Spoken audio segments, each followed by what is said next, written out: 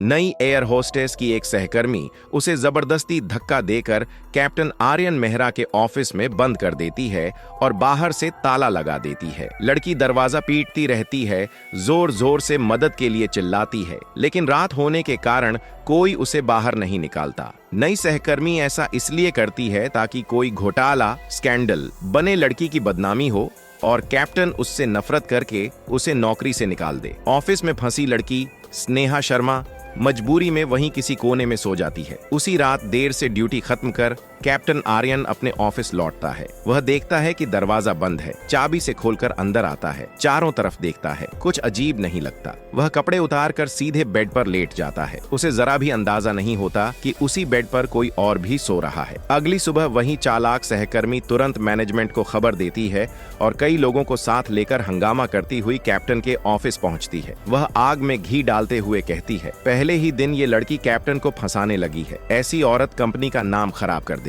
उसी वक्त स्नेहा नींद से जागती है और डर के मारे चौंक जाती है। बिस्तर पर उसके साथ एक अजनबी आदमी लेटा होता है। घबराकर वह उसे जोर से लात मार देती है। दोनों की नजरें मिलती हैं और तभी उन्हें एहसास होता है वे दोनों पति पत्नी हैं। 3 दिन पहले ही उनकी अचानक शादी हुई थी।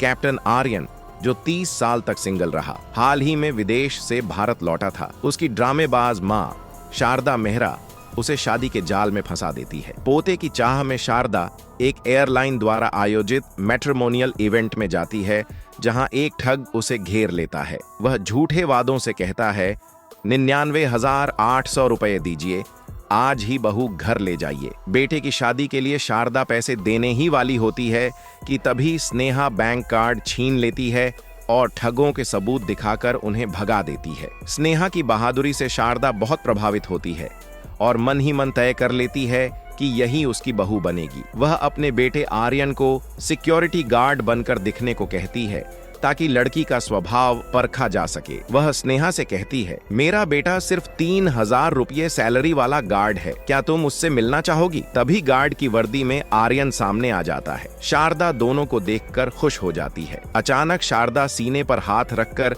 बीमार होने का नाटक करती है और कहती है कि उसके पास ज्यादा वक्त नहीं बचा। उसकी आखिरी इच्छा है कि बेटे को शादीशुदा और सेटल देखे। वह दोनों के हाथ पकड़कर जोड़ देती है। स्नेहा स्तब्ध रह जाती है। आर्यन सोचता है कि स्नेहा उसकी गरीब पहचान जानकर मना कर देगी, लेकिन स्नेहा साफ कह देती है, मेरे पास भी अभी नौकरी नहीं है, शादी के बाद हम मिलकर मेहनत करेंगे। इसी तरह दोनों बिना ज्यादा सोचे समझे शादी रजिस्टर करवा लेते हैं। शादी होते ही शारदा खुशी से हनीमून ट्रिप भी बुक कर देती है। उसी वक्त स्नेहा को इंटरव्यू कंपनी से कॉल आता है। वह जल्दी जल्दी ऑफिस पहुंचती है, जहां उसका सामना अपने धोखेबाज एक्स बॉयफ्रेंड रोहित और उसकी दोस्त काव्या से हो जाता है। इंटरव्यू से पहले ही काव्या जानबूझकर स्नेहा के कपड़ों पर लिपस्टिक लगा देती है और उसे बदनाम करती है। ड्रेस कोड का बहाना बनाकर स्नेहा को रिजेक्ट कर दिया जाता है, जबकि वही एग्जाम में टॉपर थी। झूठ फैलाया जाता है कि स्नेहा कैप्टन आर्यन की दीवानी है और इसी वजह से यहाँ आई है।